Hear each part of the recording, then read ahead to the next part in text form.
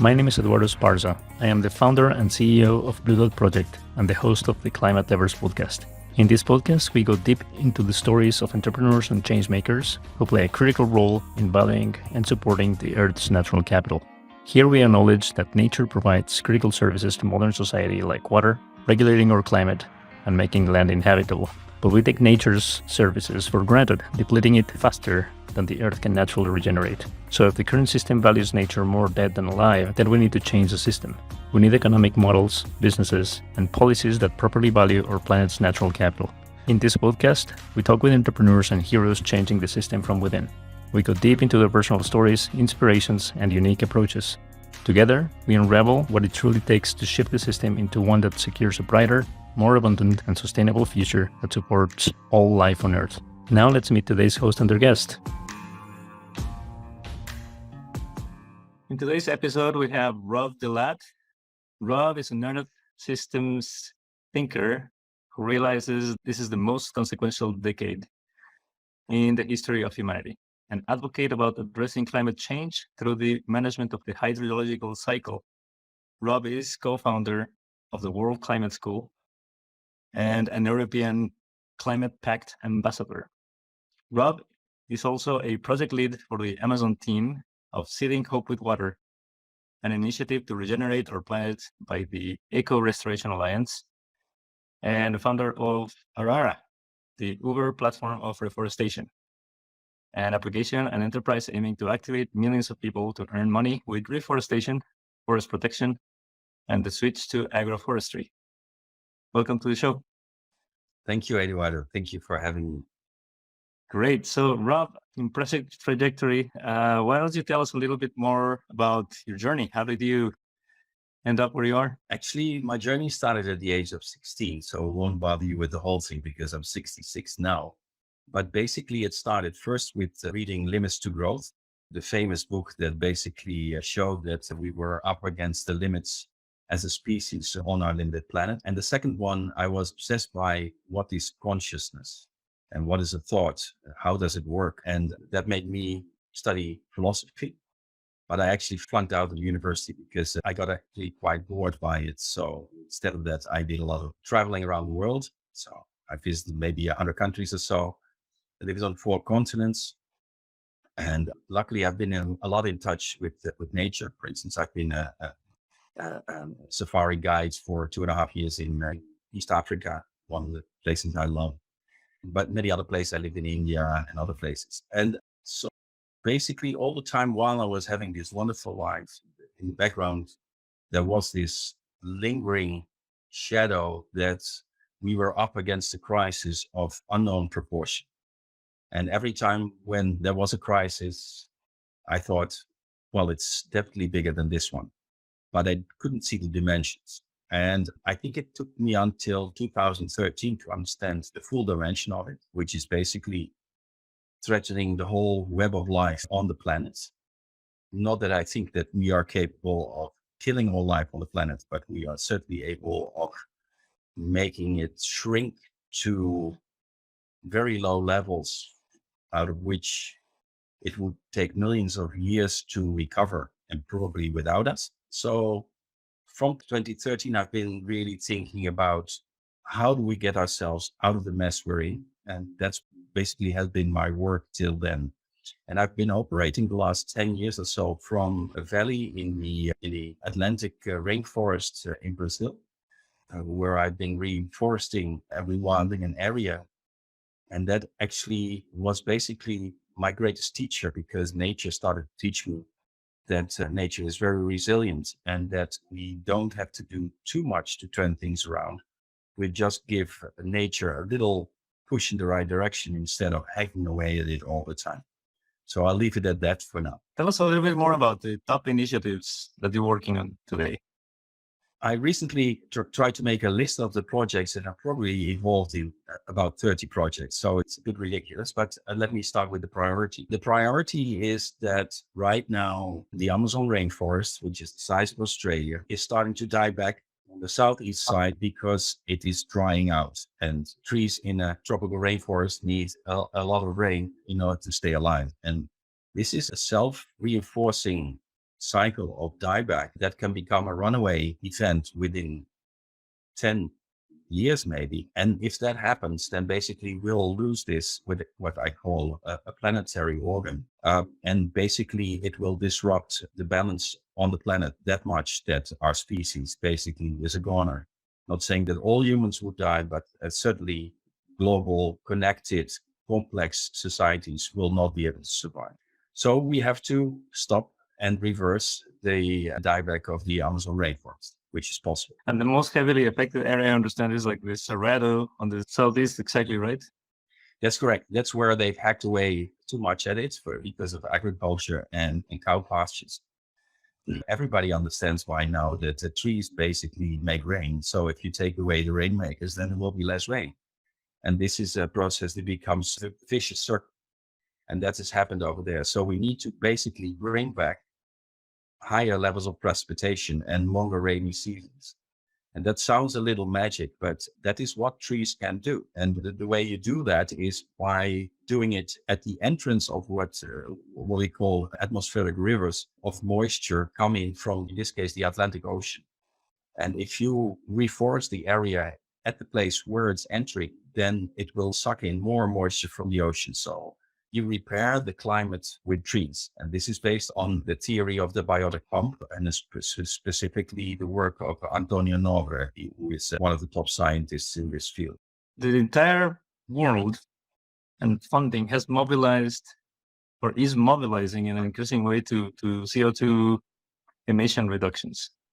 And you have been pretty vocal about prioritizing efforts. The fact that prioritizing CO2 emission reductions is not the main thing.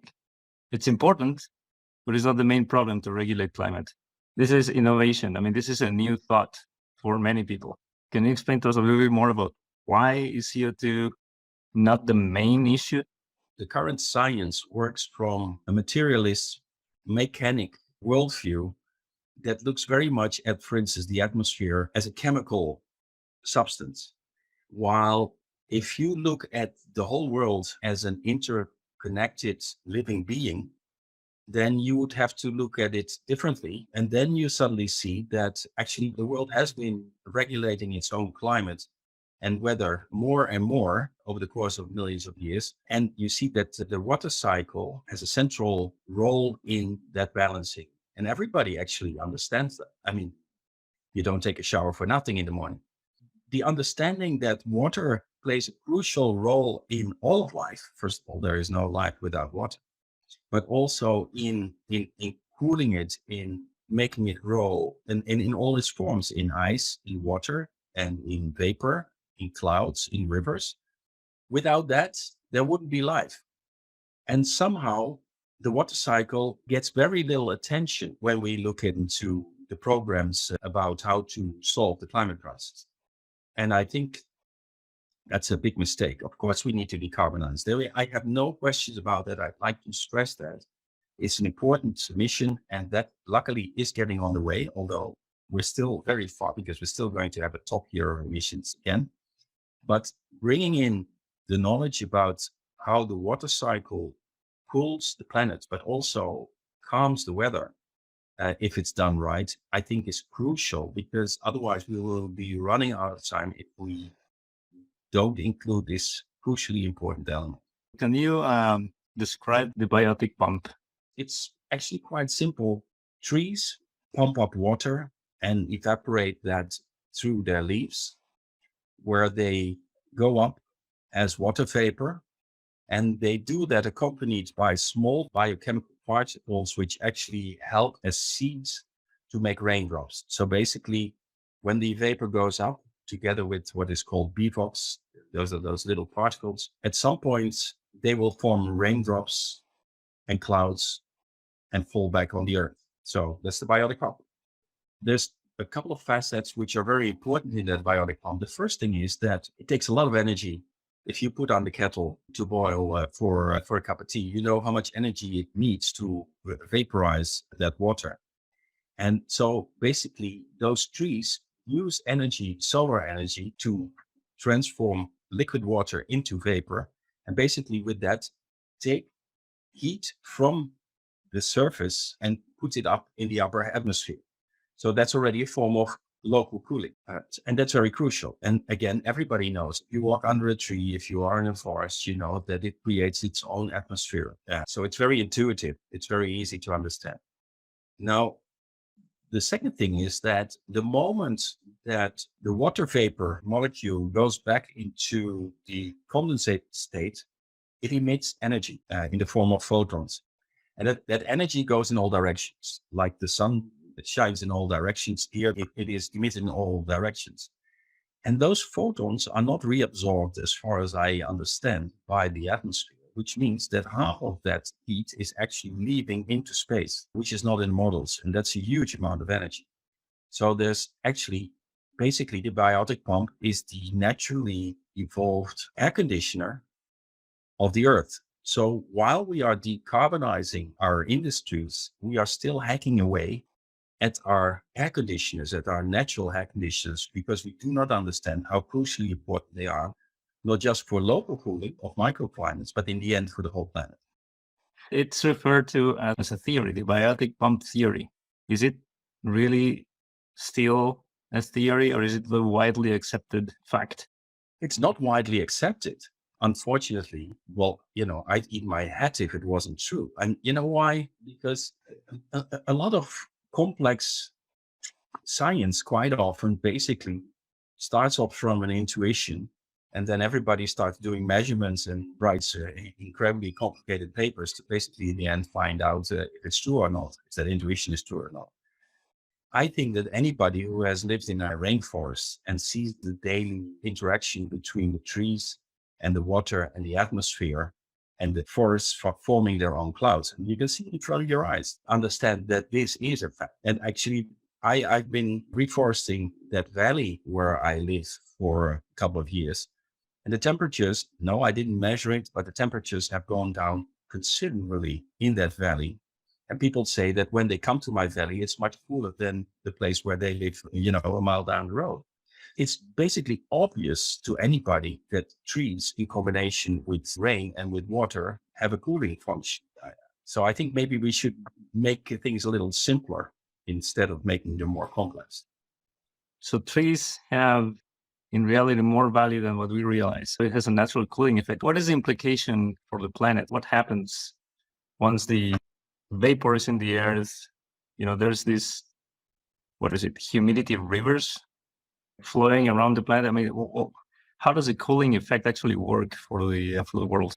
Well, in all kinds of ways. Let me first maybe start with the fact that this biotic pump, because the moment the molecule goes from vapor to liquid water, it becomes smaller. So you get under pressure, and under pressure draws in humidity. So while the principal movement is vapor going up and rain going down, there's also a lateral movement pulling in air from the side because it forms low pressure.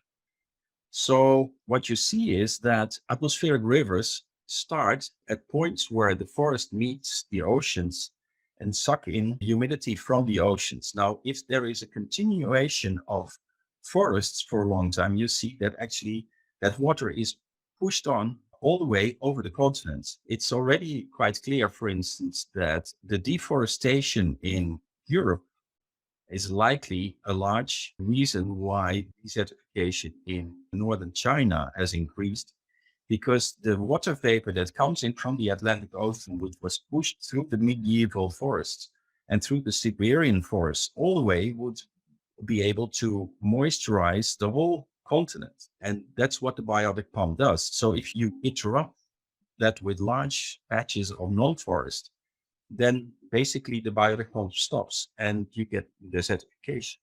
In the visual, we can see kind of two flows of this water river flows, you call them atmospheric rivers. Atmospheric rivers, I think, is a good word.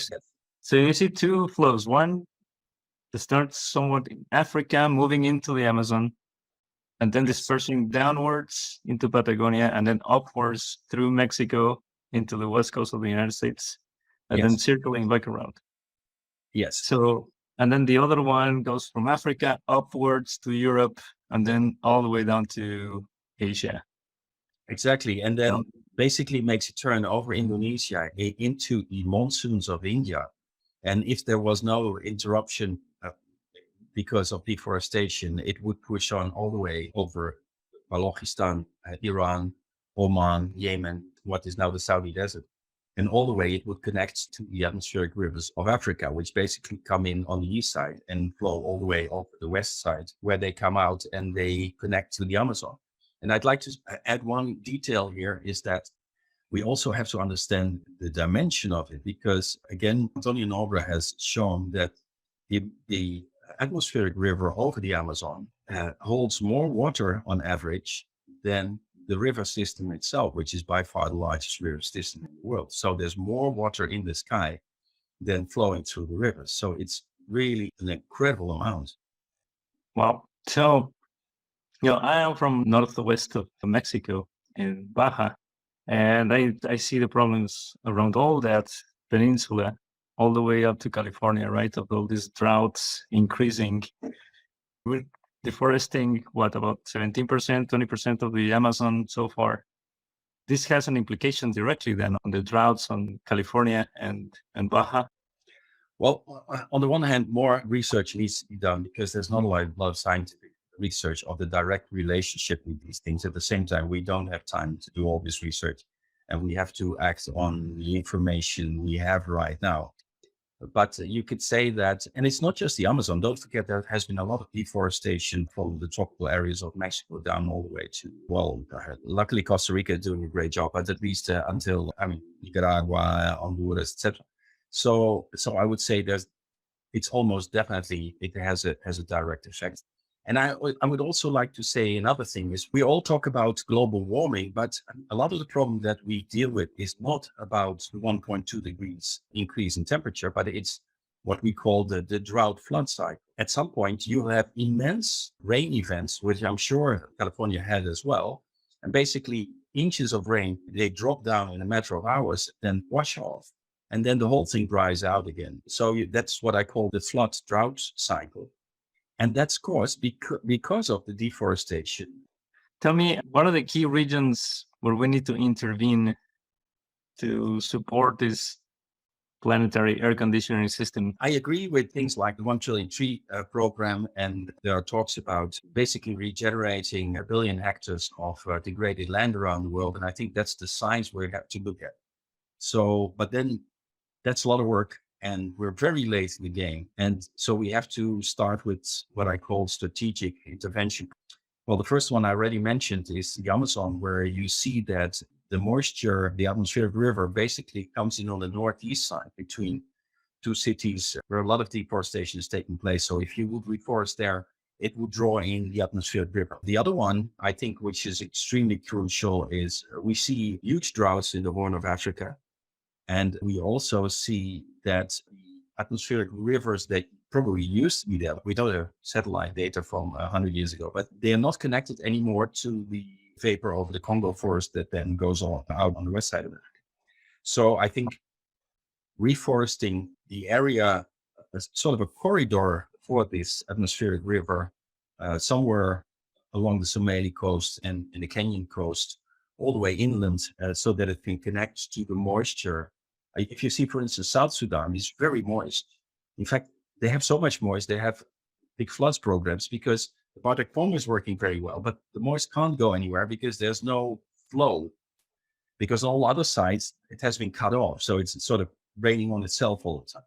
The third one, which is crucially important, is the area where most of the moisture comes in from the Bay of Bengal into India.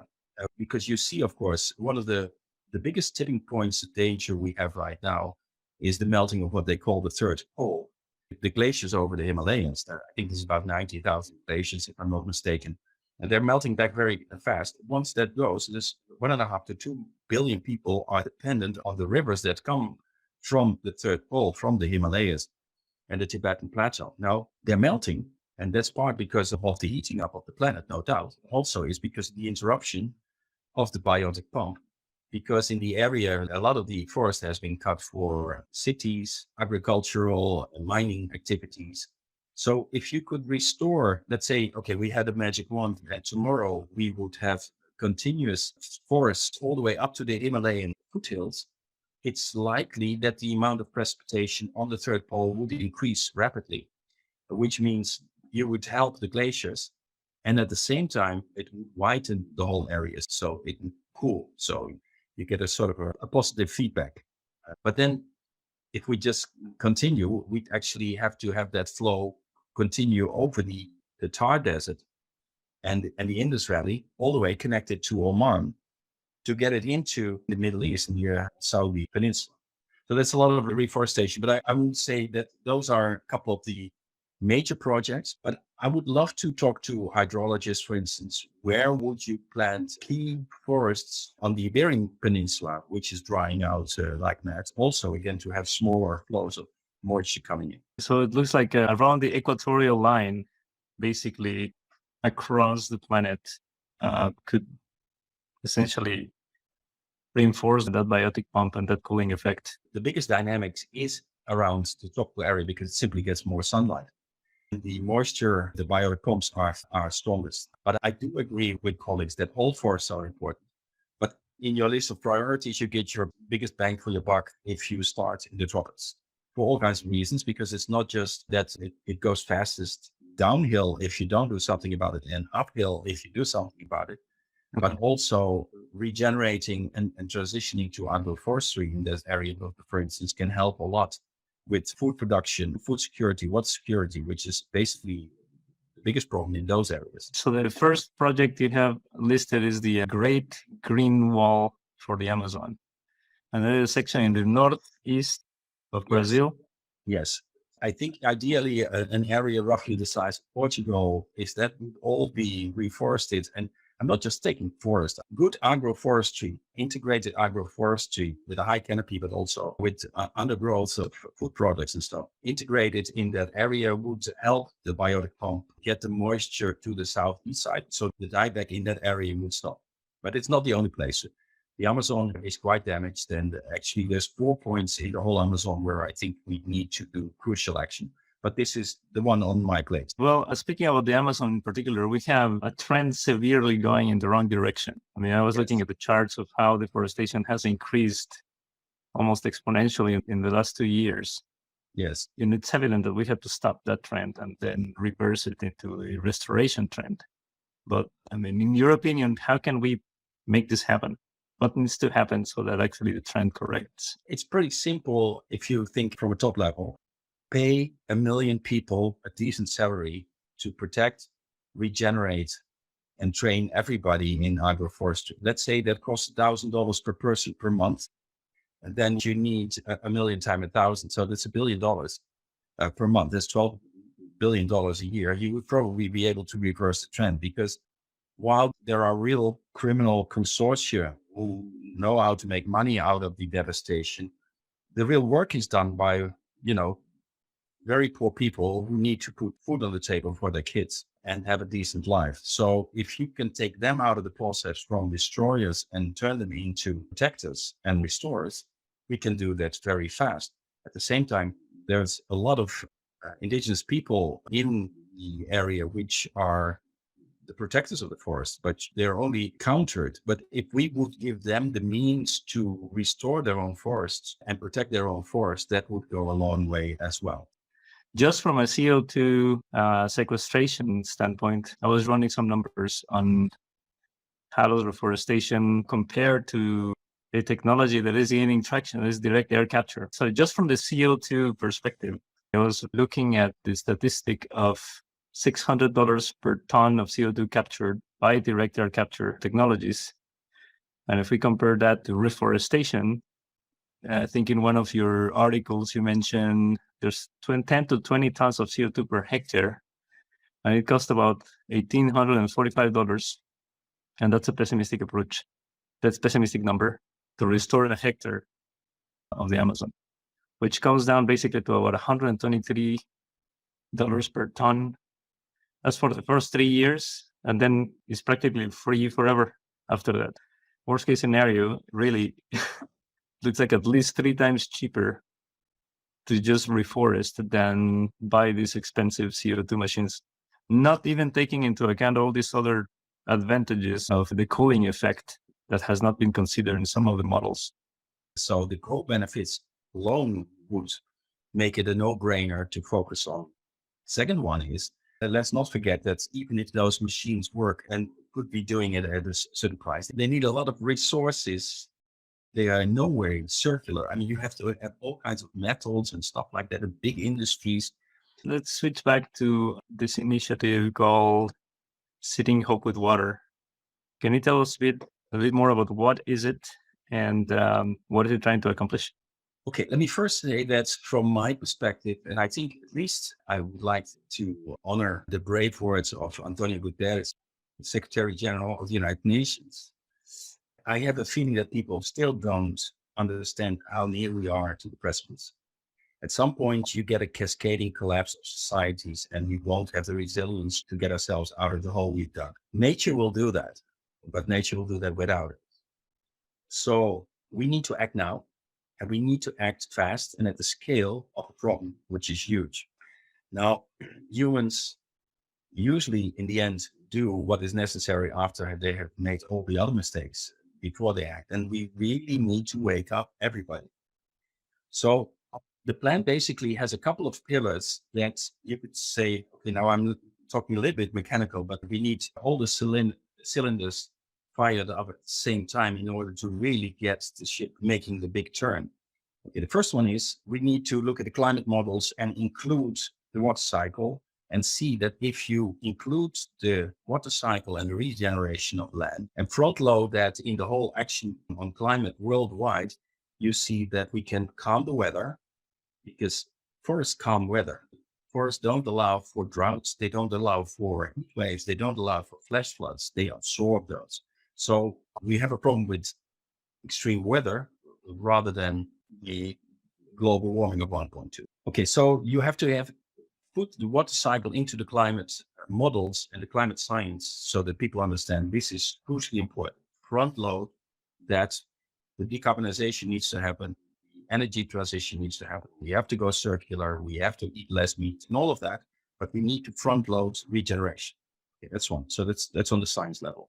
On the business level, the insurers and the pension funds basically see from their own models that their future is going out of the window. Basically, their business model is broke when the effects of climate change, which are the damage of that, is accelerating. They can't insure because all the insurance becomes too big, or they have to shrink their customer base because they can't insure a lot of things because most things become more and more risky to insure. And the pension funds, they can't find any secure assets anymore to invest in to make sure that they can pay their pension fund in 20 years or so. So regenerating the planet is actually the best investment for the large financial industry and money talks, as we all know, to get their risk models back into a way that they work. Right now, they're going all over the place, but basically they're out of business and they know it. Okay, so that's the financial aspect. I think we have a decade to make the great turning. Otherwise, simply we'll go into cascading collapse, like already is happening in parts of the world. That means we have to scale up this and basically involve everyone.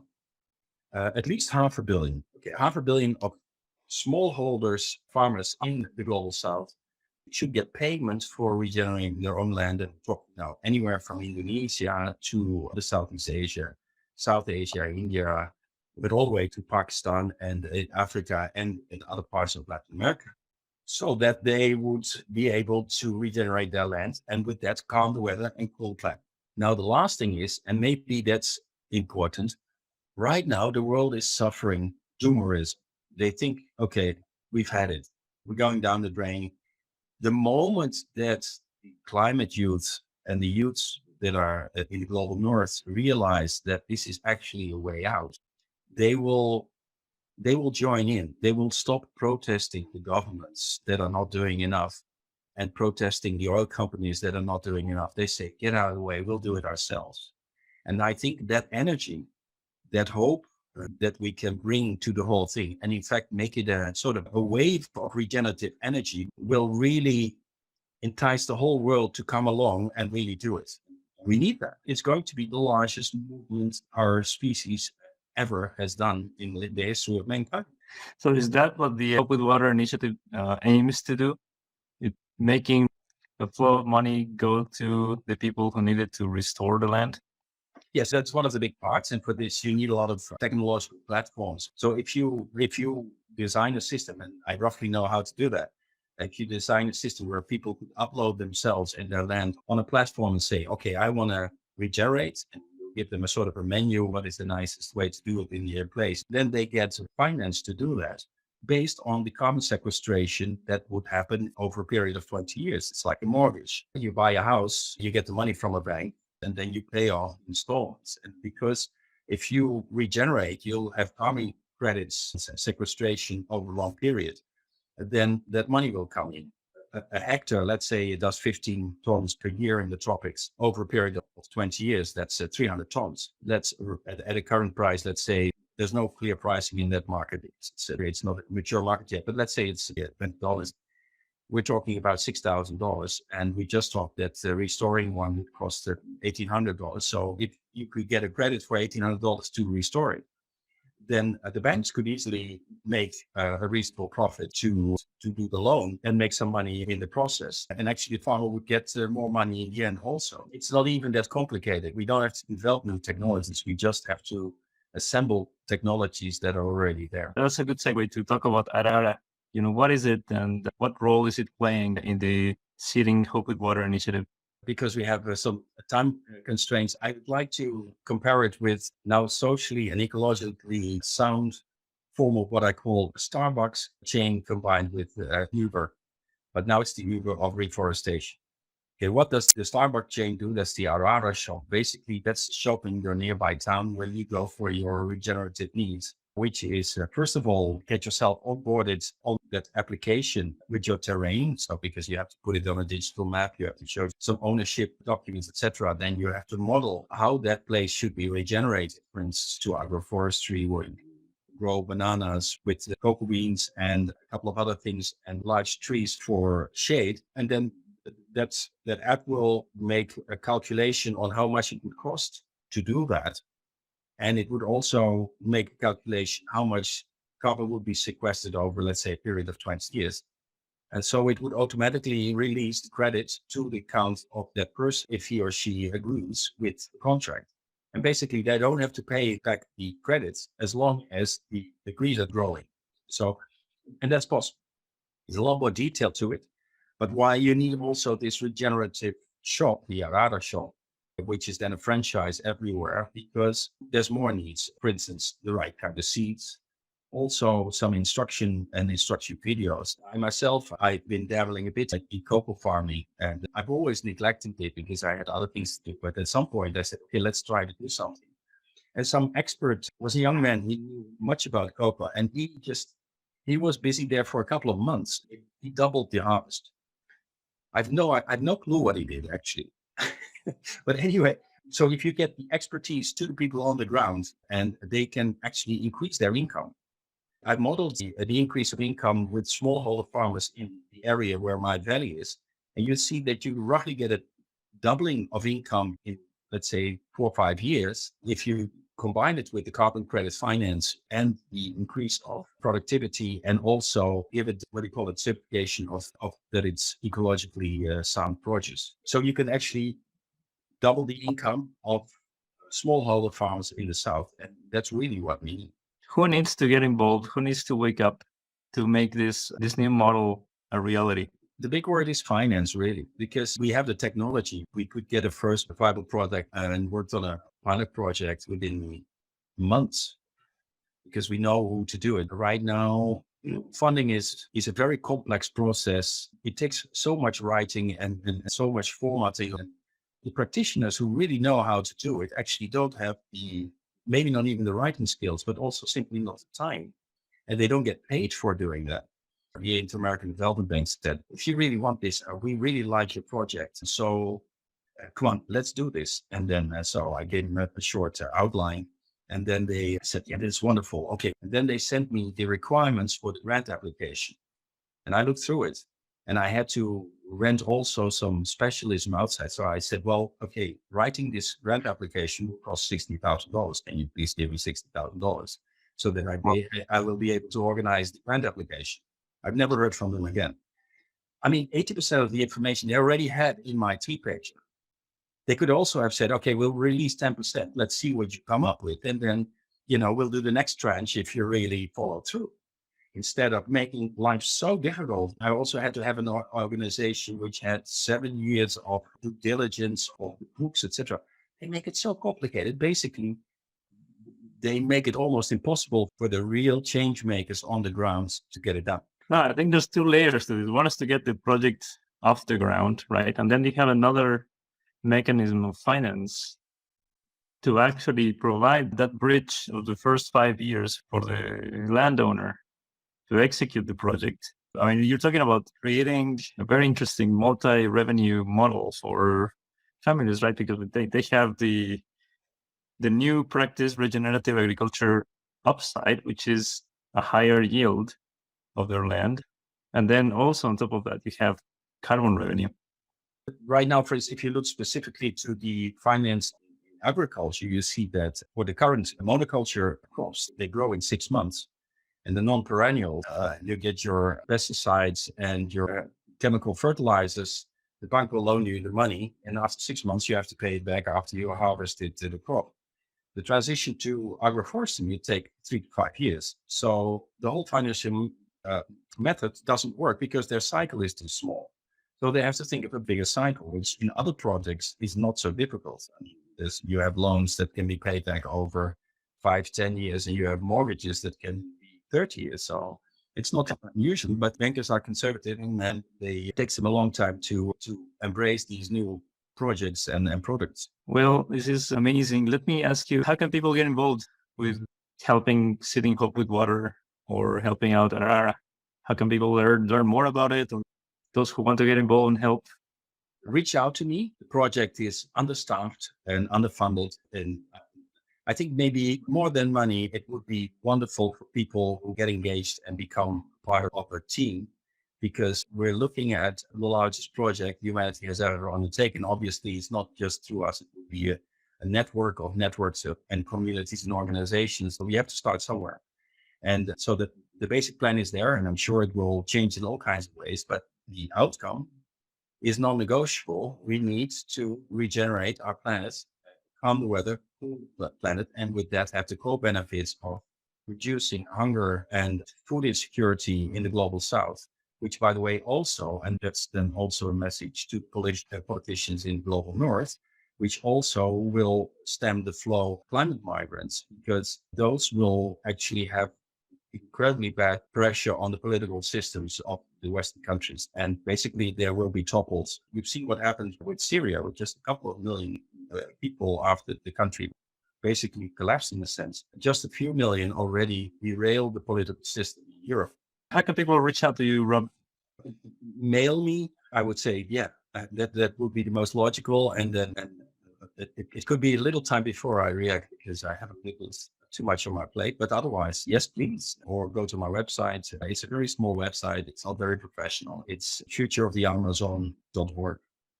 Very good. I want to read something from your article, Our Fish, really the last ones to discover water, that I found really, really, really good and really clear. So while we're destroying forests and without the cooling capacity of the earth, we attributed the heating to a higher climate sensitivity of CO2. The investment in the protection and reforestation of tropical rainforests and the transition to agroforestry will have a much larger cooling effect than the world realizes. It will also mitigate the effects of climate change in the global south, fast slowing the increasing flow of refugees as economic conditions improve fast. And it gets even better than that. Everyone knows that large forests actually temper weather extremes. Large, healthy forests do not allow droughts, heat waves, or extreme flash floods to occur. They protect food production and slow down storms. So forests also calm extreme weather. If the world pays the tropical areas to regenerate the landscapes, we can accelerate the fight against climate change and biodiversity destruction while fighting global inequity.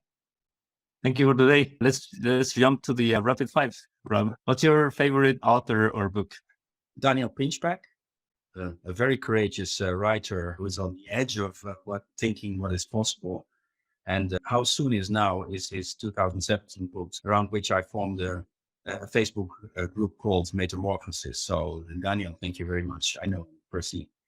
Number 2 is, what climate leader do you look up to or inspires you? I was thinking about that. And actually, I think I'd like to mention two people which are not considered immediately climate leaders. The first one is a very unknown person, but he gave me guidance when I was young. He's an old Aborigine shaman, basically. And his name is Abu Ted Thomas. And it was an honor to get to know him. And I think the other one, I think that I would choose the unfortunately deceased Desmond Tutu. His amazing personality and his love, outshines almost anybody. Number 3, if you had a magic wand, what will be the one thing you will change or problem you will fix today? The consciousness of people. Open the consciousness to the beauty of life. Don't be fearful. The planet has always been abundant and has given you life and actually everything that you needed. That abundance is still there. But if you are afraid of it, you won't find it. Number 4, who do you think we need to have in the podcast? Well, Daniel Pinchback, obviously, that would be great. I like a lot of people in the Eco Restoration Alliance. I like John Liu, for instance. He's amazing regenerator. Yeah, I could mention a lot of people. Jamaica, Stevens, Caitlin, Archibald, Jake Kelly. God, there's so many. Number 5 and last one is, do you think we'll make it? The jury is out. We will know in the end or not, but it doesn't really matter because, as I sometimes say to people, it's better to have fought and lost than never to have fought it. Thank you so much for being with us today, Rob. Thank you. Thank you very much for giving me the opportunity to tell my story.